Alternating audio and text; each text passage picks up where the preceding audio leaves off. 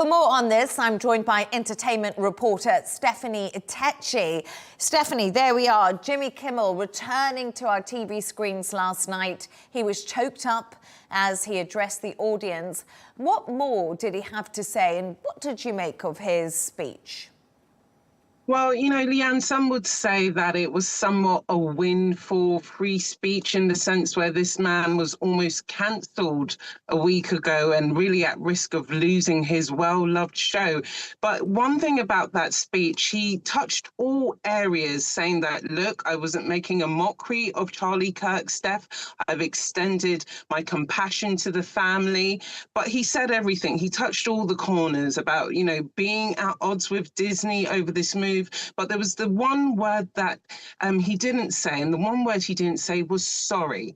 And this is a man who's clearly not sorry for his actions, but he's regretted that it's come to this stage in America that comedians such as himself and other late night hosts have we seen, like Stephen Colbert, are at risk of losing their shows because they do say something which he says that the administration doesn't like.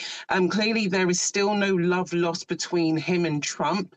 He, you know, continued to make jokes about Trump, and during his show, he had a sketch with Robert De Niro as well, who made, you know, blatant remarks about President Trump's appearance. And so here's a man who I think he's regretful that it's got to this stage where his show could have been cancelled, but he's not regretting of being someone who is a critic of Donald Trump. And I found that really interesting because exactly what you said there, he didn't say sorry. And Stefanie, we have to also think many people are surprised Kimmel was given his job back so soon. And they're asking what prompted his return?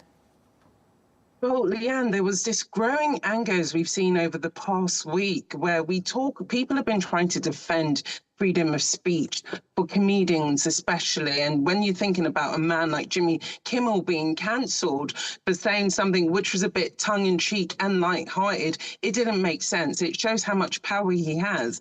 And what was clear, there was a growing, increasing boycott against Disney. So I think Disney had to play their cards right here because, look, if you're going to cancel Jimmy Kimmel over something like this, who else are you going to cancel? So what you're trying to say is that the media can no longer be about democracy. And I think for Disney, that was too much of a heavy burden for them to bear. And, you know, Jimmy has discussed that, you know, he was not pleased with what happened. And you know what? I won't be surprised if Jimmy doesn't last long with that network because you would want your network to support your talent in a situation like this.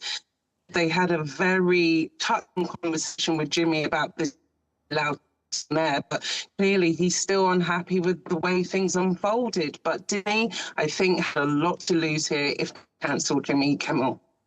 Well, it's really interesting because I think that is the question now. How long, Stefanie, will Jimmy Kimmel last? And if we think about it, it wasn't all pretty much back to normal for Kimmel's show after a quarter of ABC affiliates didn't broadcast his show. Why did they choose to actually not do this? Well, there was still a lot of discussions that were happening with different networks on whether they should broadcast it, but some of them did not go.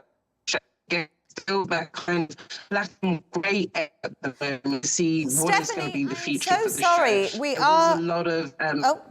Stefanie, I do apologise. We are having problems with your connection.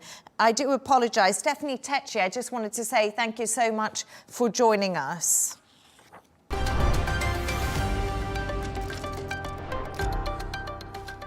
For more on this, I'm joined by former Trump campaign surrogate Autry Pruitt. Autry, thank you so much for joining us. Hopefully your internet connection's all secure and we can hear you really well. First of all, did you watch Jimmy Kimmel's emotional return last night? And is it right that he's back? You did watch it? Yes, I watched it in repeat, though, in replay, not live. Okay, brilliant. Tell me what you thought of it. Are you happy he's back? No, I'm not happy he's back, but I'm not happy he's bad as a consumer because he got 1 million views. Do you realize there are kids opening up toys on YouTube that have more viewers than Jimmy Kimmel? When I was on the radio, had more viewers than Jimmy Kimmel, which is crazy. And I wasn't paid anywhere near close to $20 million a year. So I'm not happy he's back for the sure reason is that this is about ideology over merit. Right? Merit means if you get the audience back, for example, when Howard Stern was at his height and he was pushing back against, I'm a social conservative, but he was pushing back against social conservatives, he got his job, Howard Stern did, because he actually drew in an audience. Jimmy Kimmel is keeping his job because of ideology. If his ideology was whack, but he had an audience, I'd say, hey, he's making the money. But guess what? He's just keeping his job just for the sake of who he is, not because he does anything. And I guess that's a fair point. But Autry, I've heard this a lot. You know, Jimmy Kimmel is talentless. Donald Trump said, you know, his ratings are terrible. But aren't all ratings across the late night TV shows terrible at the moment? Isn't Kimmel just following part of that trend? Except for Greg Gutfeld on Fox News has higher ratings than all of them.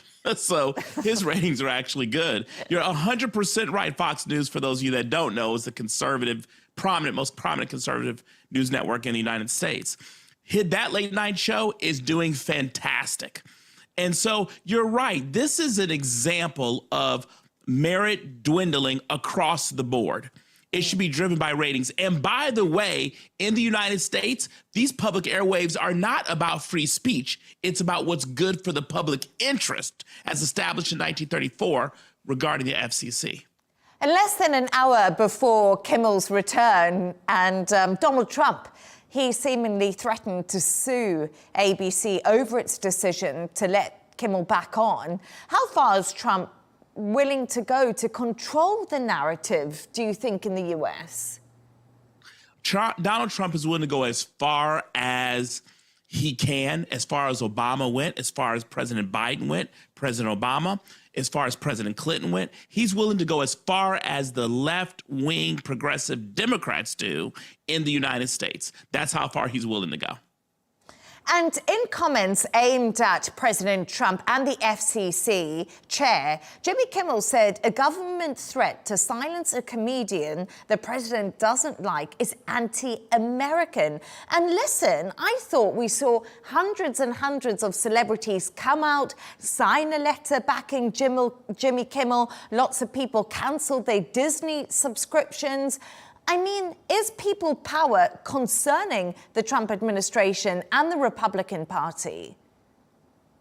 I think there is concern there, but the concern is half-hammed at best. It's half-hearted. And the reason I can say that with such confidence is because during the Biden administration, the Biden government was going to Twitter, coordinating with them to ban conservatives such as Molly Hemingway, the editor of The Federalist, for example. And that's actually been proved today, hasn't it, that Google did ban, or Twitter did ban, certain accounts on behalf of the Democratic government of Joe Biden. Tell us a little bit more about that story. It's not something I know in depth, but it has been making headlines on Fox News. I'm sure you watch it. As you said, it's doing really well in the evenings.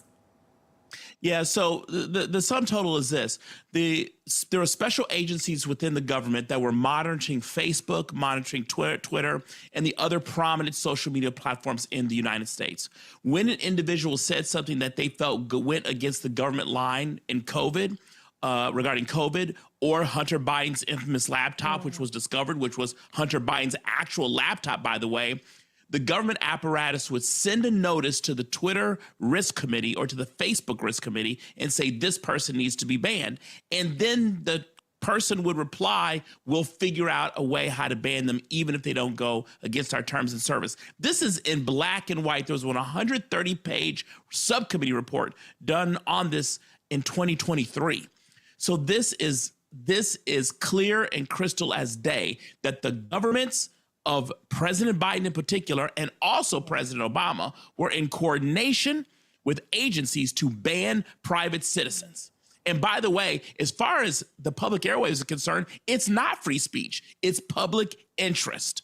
That's what was decided about these airwaves in the 1930s. Now, should it still be that way? Probably not, but that's the regime which we're under. And all Trump is doing is following what the regime has done in the past. And just a quick thought for you. There are reports that the United Nations sabotaged an escalator to embarrass Donald Trump. And of course, we saw him yesterday saying the teleprompter doesn't work, the escalator at the UN didn't work either. What do you make of these allegations?